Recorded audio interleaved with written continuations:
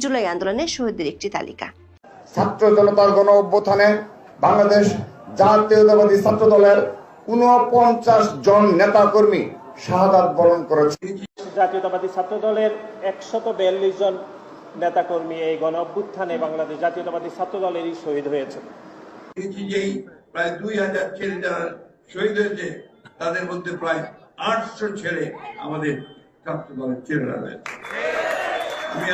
এই জুলাই বিপ্লবে পরিচয় থাকা ছাত্র দলের নেতাকর্মী প্রায় ১৫৩ জন শাহাদাত বরণ করে সহ যে ১৪৩ জন ছাত্র দলের কর্মী শহীদ হয়েছেন তাদেরকে স্মরণ করতে চাই।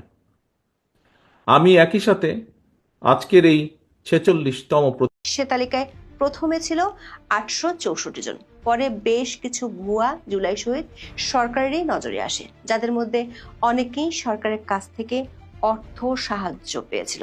সবশেষ তালিকাটিতে সংখ্যা এসে দাঁড়ায় ৮৩৪ জন।